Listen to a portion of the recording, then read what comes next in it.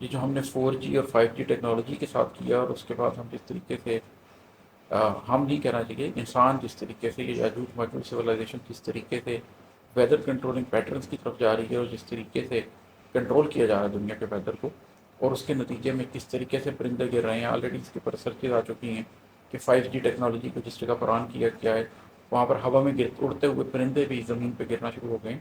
تو وہ دعوت الارض آہستہ آہستہ اپنے آپ کو کھول رہا ہے، اور اپنی پوری کیپیسٹی کے ساتھ ابھی وہ باہر نہیں آیا ہے کہ اس کی ٹیکنالوجیکل ریئلٹی کیا ہے۔ لیکن ابھی دعوت الارض کی بھی حقیقت فقط کچھ دنوں میں کھلی جا رہی ہے، کچھ دنوں میں یہ بات بالکل کھل کے واضح ہو جائے گی، کچھ سالوں میں یہ بات کھل کے واضح ہو جائے گی کہ کس طریقے سے یہ دعوت الارض افواہ ہے۔ پرندے ہواؤں سے کیوں گر رہے ہیں، یہ راز اہل حق کو سمجھ آ چکے ہیں۔ تو یہ پرندے کس طرح گر رہے ہیں، کس طریقے سے ختم ہو رہے ہیں، یہ جن کو حقیقت نظر آ رہی ہے ان کو تو سمجھ آنی شروع ہو گئی ہے کہ کس طریقے سے کنٹرول کیا جا رہا ہے۔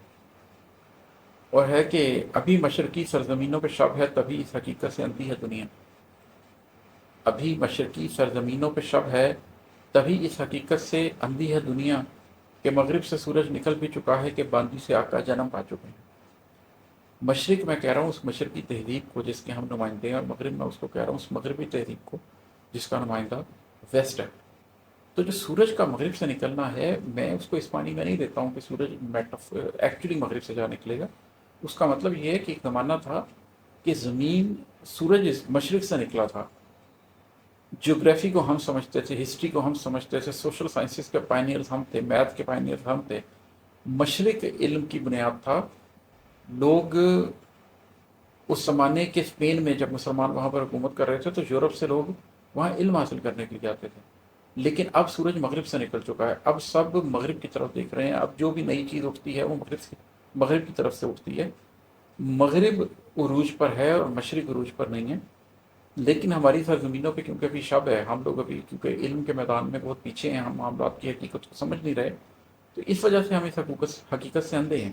ابھی مشرقی سرزمینوں پہ شب ہے، تبھی اس حقیقت سے اندھی ہے دنیا کہ مغرب سے سورج نکل بھی چکا ہے، کہ باندی سے آقا جنم پا چکے ہیں۔ اچھا، یہ باندی سے آقا جنم پانے کا کیا سلسلہ ہے؟ اس کی دو انٹرپریٹیشنز ہو سکتی ہیں اور دونوں باتیں پوری ہو چکی ہیں۔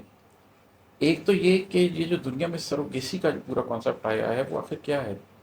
وہ ایسے ہے کہ آپ تھرڈ ورڈ سے کسی عورت کو پکڑتے ہیں جس کے اپنے بیچاری کے 3 4 5 بچے ہوتے ہیں جن کو وہ پال بھی نہیں سک رہی ہوتی۔